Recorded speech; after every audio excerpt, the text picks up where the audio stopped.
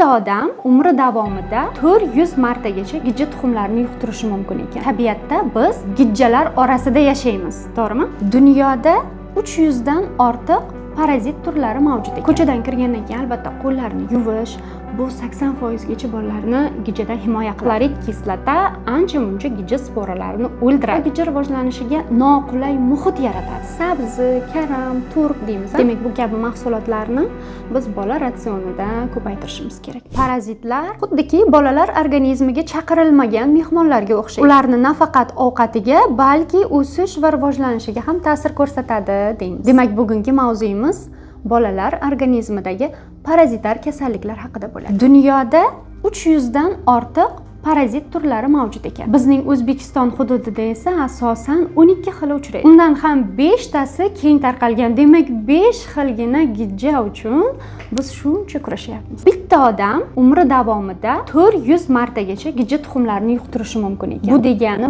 bir inson umri davomida 400 marta parazitologga borib davolanishi kerak degani emas. Chunki bizning organizmimiz ham ularga qarshi kurasha biladi. Agar organizm kuchli bo'lsa, parazitlar har safar ham rivojlanib keta olmaydi. Demak, ana endi 400 marta yuqarkan dedik. Shu yuqishlar sonini kamaytirish, uni organizmda rivojlanib ketishini oldini olish uchun nimalarga e'tibor berishimiz kerak? Bizni organizmimizning himoya mexanizmini, himoyasini ikkita katta guruhga bo'lishimiz mumkin. Eksogen himoya, ya'ni tabiatda biz gijjalar orasida yashaymiz, to'g'rimi? Qo'limizda, kiyimimizda yeyotgan mahsulotlarimiz, sabzavotlar, o'yinchoqlar bolalarniki hamma joy gijja sporalariga to'la. Aslida gijja bizning ichimizda yashaydi degani emas, biz gijjalar orasida yashaymiz. Demak, ular faqatgina bizning organizmimizda aktiv formaga o'tadi. Gijja yosh tanlamaydi, iqlim, mintaqa,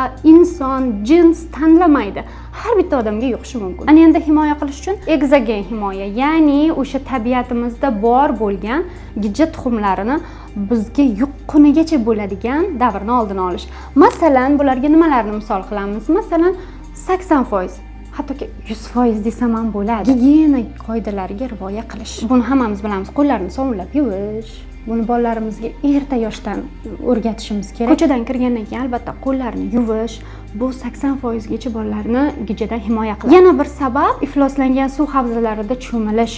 Bu ham gijja sporalari organizmga tushib qolishiga sabab bo'ladi. Filtrlanmagan hamda xlorlanmagan suvni iste'mol qilish hamda yaxshi pishirilmagan go'sht mahsulotlarini iste'mol qilish organizmga albatta gijja tuxumlari tushib qolishiga sababchi bo'ladi. Demak, bularga ahamiyat beradigan bo'lsak, bu vrach aralashuvi shart emas.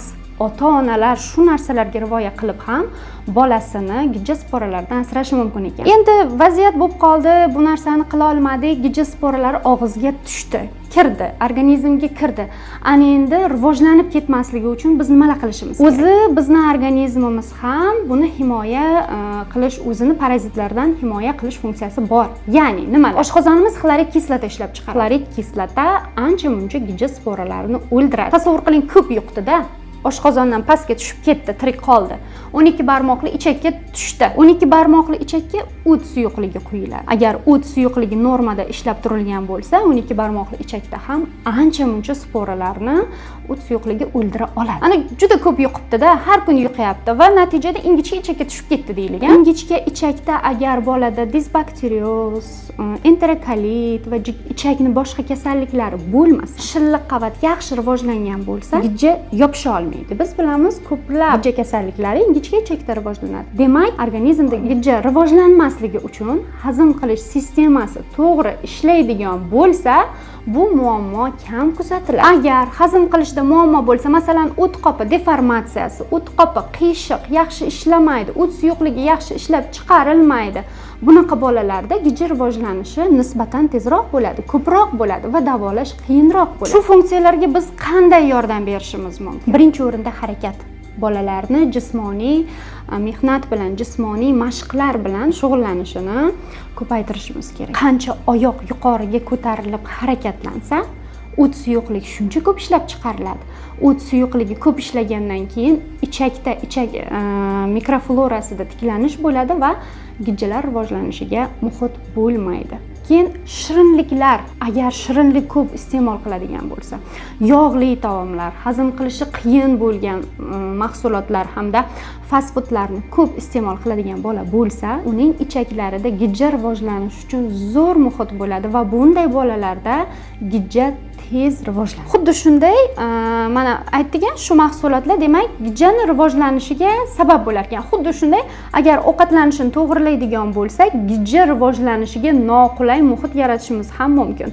Masalan, nordon mevalar, limon, sitrus mevalar, olma, nordon xillari, bular ichak peristaltikasini yaxshilaydi, ichak mikroflorasini tiklashga yordam beradi va gijja rivojlanishiga noqulay muhit yaratadi. Undan tashqari sabzavotlar, sabzi, karam, turp deymiz, bular ham demak peristaltikani yaxshilaydi, o't ishlab chiqarishni yaxshilaydi va gijja rivojlanmaydi. Demak, bu kabi mahsulotlarni biz bola ratsionida ko'paytirishimiz. Keyin yana xalq tabobatida gijjani davolashda ishlatiladigan moddalar ham bor, preparatlar, mahsulotlar ham bor.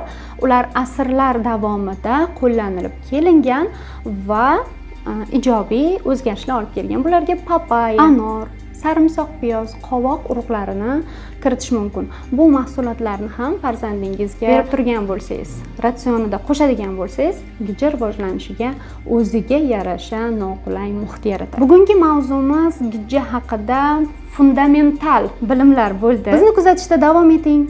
Bu mavzuga qayta sizlar uchun to'xtalishga tayyormiz. Savollaringizni izohlarda qoldiring. Keyingi mavzularimiz gijjani davolash, unga qaratilgan chora-tadbirlar haqida bo'ladi. Salomat bo'ling.